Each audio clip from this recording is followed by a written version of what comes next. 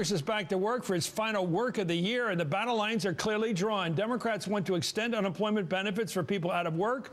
Republicans are insisting on extending the Bush tax cuts for the wealthy. Get the picture? Here's Senator Dick Durbin on the subject of Meet the Press just yesterday.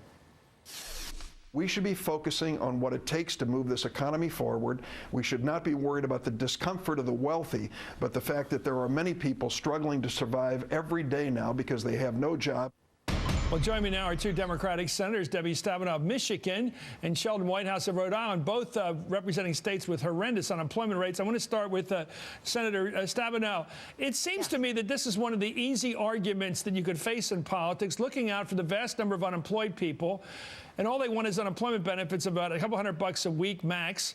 And people who want to have big tax cuts who are making billions of dollars or millions of dollars at least, and they don't really need the money, whereas these people desperately do. How do you lose this argument, to put it bluntly?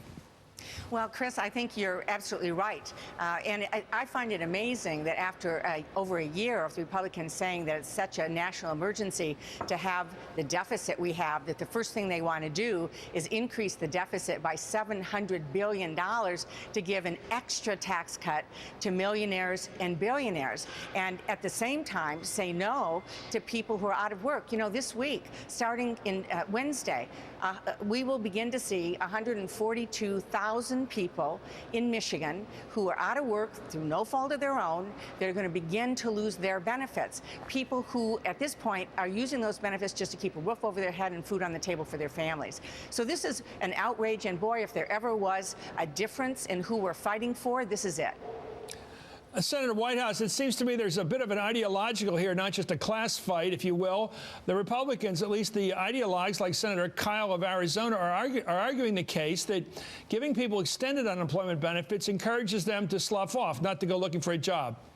That's what he's saying.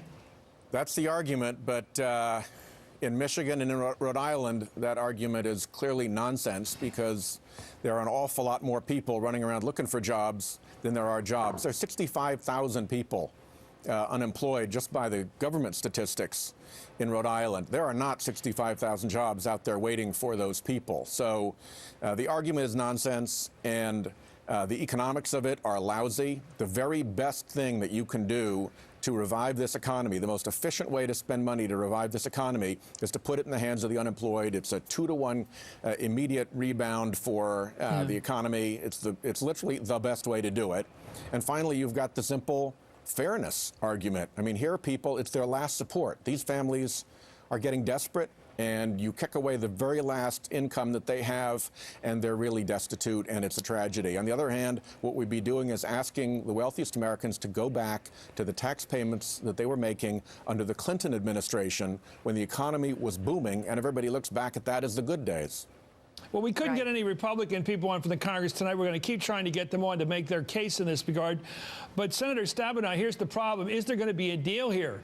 And it seems to me the Republicans would love a deal. They got their tax cuts for the rich, and then they could say, don't blame us for the unemployed not getting their benefits because we said okay to that. Wouldn't you be letting them off the hook with some simple quid pro quo here?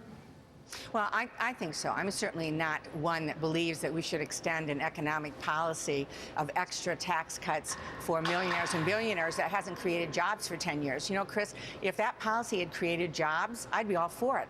But we've lost hundreds of thousands of jobs in Michigan under a policy for 10 years of giving tax cuts to the very rich and hoping it trickles down to everybody else. I mean, we want, and I strongly support tax cuts for the middle class, for small businesses, helping people who are out of work when there's 5 people looking for every 1 job that's available.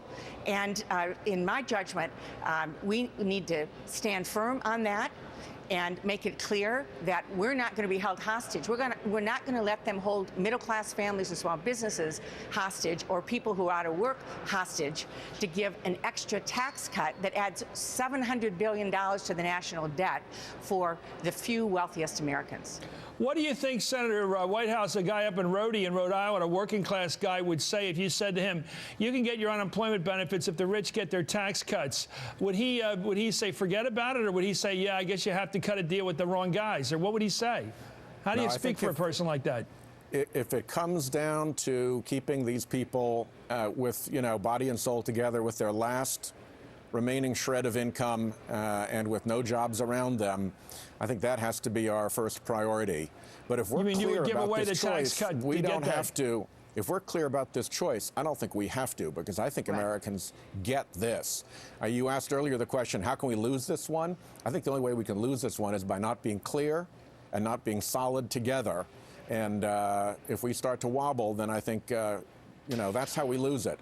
But if the White House stands firm and if we stand firm, I think we can do what is right for people who are unemployed through no fault of their own and protect our debt and our deficit levels from having to, borrow more money from China to fund huge tax cuts for the very wealthiest Americans. Let's take a look at Senator Kyle, a Republican on this issue. He was on Meet the Press yesterday defending the Bush tax cuts. He says they aren't a tax cut. Listen to the way he argues this. Let's listen.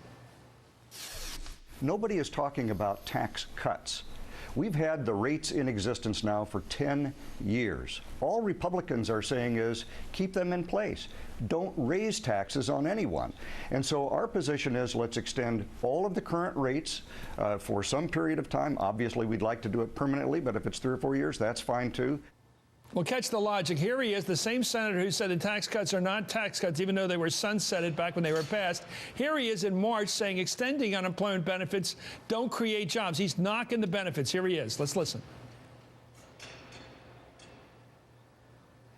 Here it is. In fact, if anything, continuing to pay people unemployment compensation is a disincentive for them to seek new work. There you have your argument, Senator Whitehouse. There you have your classic Republican conservative argument that unemployment benefits encourages laziness. It encourages sloth. It encourages not looking for jobs, whereas tax cuts for the rich are really not tax cuts because all they do is continue the beneficence of George W. Bush. Chris, if I could jump in here and just say, sure. I would invite Senator Kyle to come to Michigan and talk to the 50-year-old person who's never been out of work in his entire life, who now finds himself in a spot where he's just barely holding on, and in an economy where there aren't more jobs, is trying to figure out what in the world he's going to do. A lot of folks are trying to go back to school. They're trying to have a second career in their 50s or early 60s. But this is a very difficult situation that's gone on. And frankly, if the tax policy that he's talked about had worked for the last 10 years, we would be creating jobs. But it hasn't worked. My question to him is, where are the jobs? It hasn't worked. It added to the deficit, but it certainly hasn't created jobs. Well, thank you so much. The job growth was in the Clinton years under the taxes before George Bush did these cuts. That's when the real job growth was. That's when the economy was booming. And that's what the Republicans apparently are afraid of going back to. Well, it seems to me that John Kyle now opposing the New START treaty, trying to screw up our relations with Russia, trying to defend tax cuts for the rich by saying they're not tax cuts, by knocking unemployment benefits for people who are hard up, seems to be running for Dr. Evil this Christmas. Anyway, thank you very much for joining us, Debbie Stabenow, the senator from Michigan, and Sheldon Whitehouse, the senator from Rhode Island.